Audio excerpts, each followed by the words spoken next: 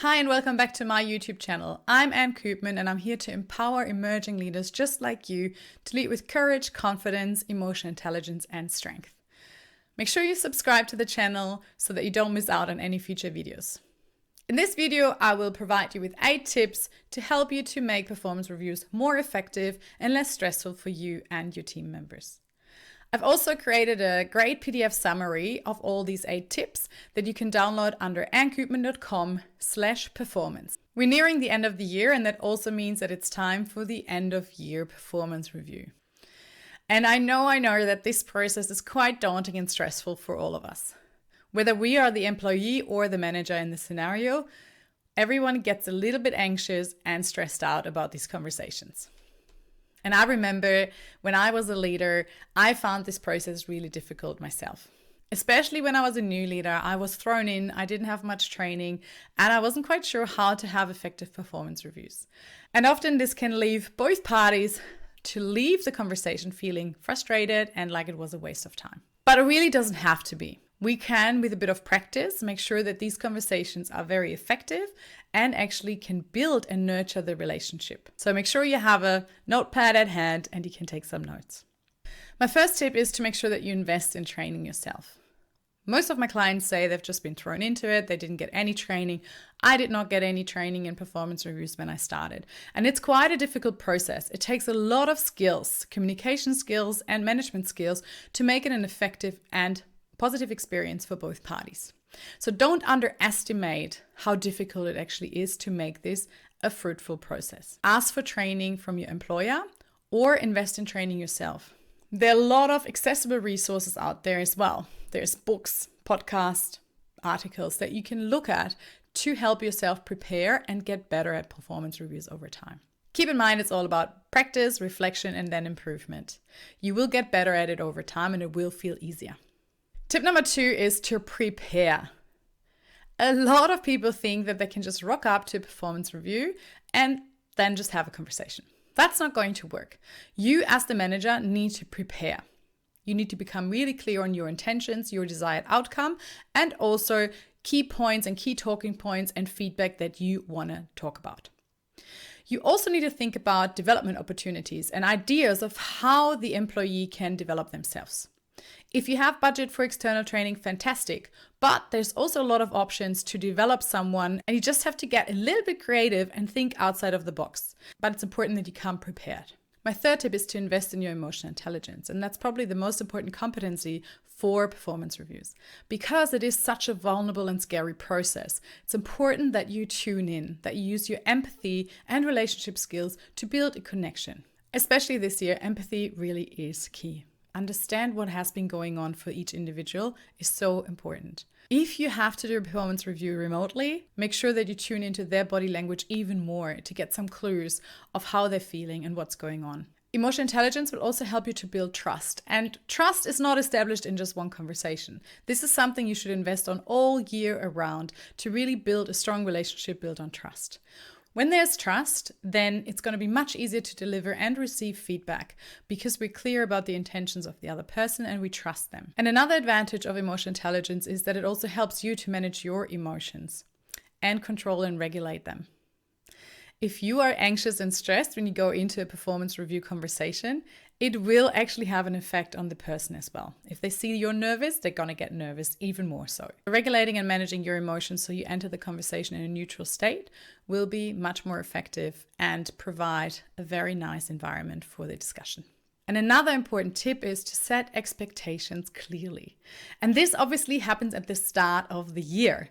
And they need to be adapted and adjusted as you go along. Often conflict in performance reviews happens because both parties had different expectations and there's a misalignment. It's important that at the start of the year you have a conversation about your expectations, but you also invite your employee to share their expectations. So for you, that could mean that you share your vision, you share your goals, and you share the expectations on their performance. But you also share how you want them to communicate to you, how often you want to be updated, what are the key reports and KPIs that they will need to deliver, and how will you measure and define success? How do they know that they have been successful? And then invite them and ask them, what is their vision? What are their goals and aspirations? Where do they want to go? How do they prefer to communicate with you? How often would they like to talk to you? What support do they need from you? What can you do more of?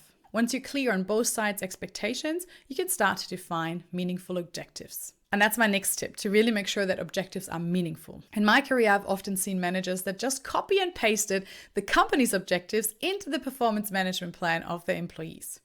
Now, that's not really effective because your team members, depending where they sit in the organization, they're not going to be able to directly impact the company goals or targets. It's going to be quite meaningless for them because it has nothing to do with their day-to-day work. So you need to become clear on the company's objectives, your own objectives, and then break them down to each individual. Every individual will have different objectives based on their strength, based on what they do best, and based on their area of expertise. Come prepared with these objectives, but then set them and define them in a joint effort. Make sure that they're meaningful for both parties, that they're in a wording that your employee can understand so they can relate back to that throughout the year and for themselves understand whether they're still on track or not. Define what success looks like. If you measure performance on a scale from 1 to 5, for example, make it clear from the start what each level actually means. Now, when it comes to objectives, there's 2 situations I want to point out. One is that you sometimes get promoted throughout the year and you inherit a team.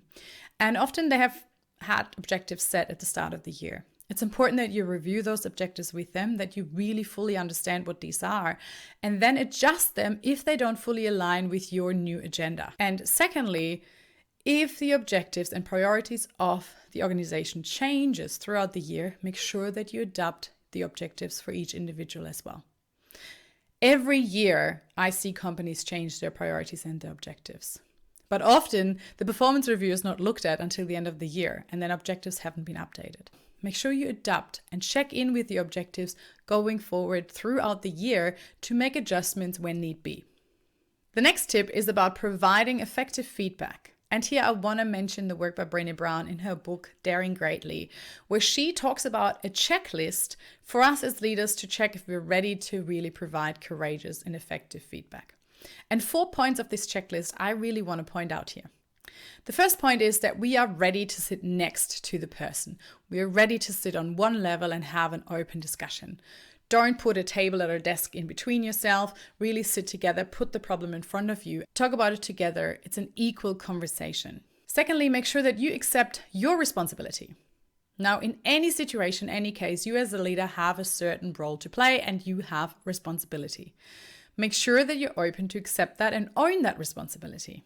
Thirdly, be open to hear their feedback as well. Invite their feedback and also be open to change your view or your perspective after hearing that. And lastly, don't use shame in your approach to provide feedback. This will never be effective. It's never going to go anywhere. It's just going to harm your relationship. And when it comes to feedback, another thing we should all be aware of is that feedback is always subjective. We always base on our feedback based on our view and our thought on what success means and looks like. We are driven by our biases, often unconscious biases. So when you provide feedback, make sure you check in with your bias and make sure that you try and keep your feedback as objective as possible. There's 2 great frameworks that I like to use. One is the SBI module by the Center of Creative Leadership.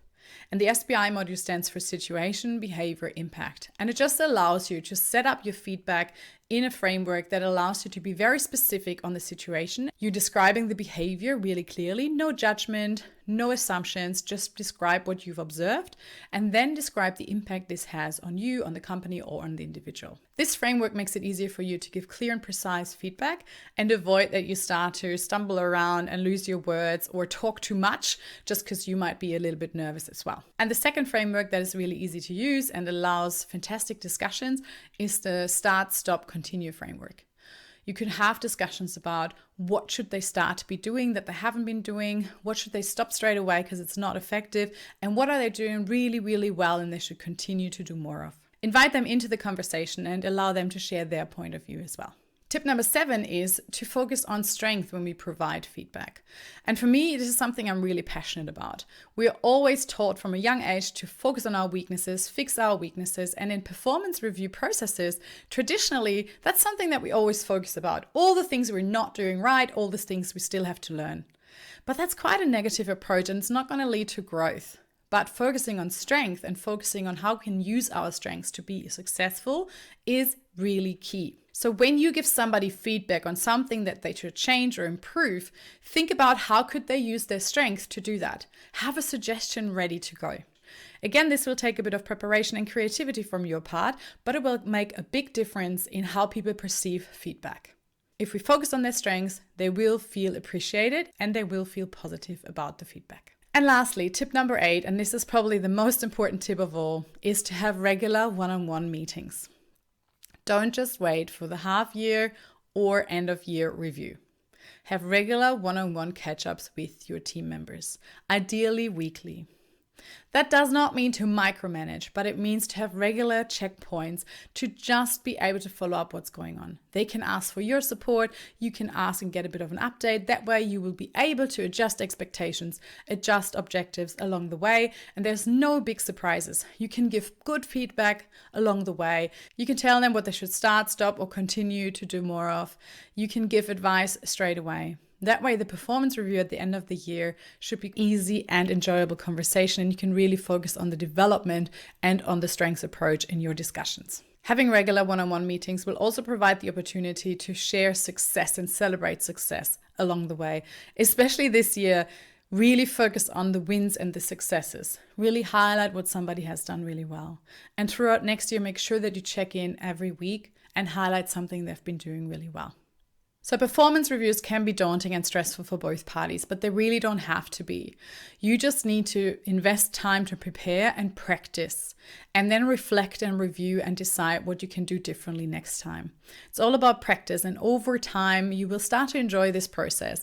And it's actually going to be amazing to build a really good, effective relationship and to have a team that thrives. I hope you found these tips helpful. Let me know in the comments below what resonated the most with you. If you liked the video, make sure you subscribe so you don't miss out on my next video. Don't forget you can download the summary of these 8 tips under annekoopman.com/performance. And I'm looking forward to seeing you soon.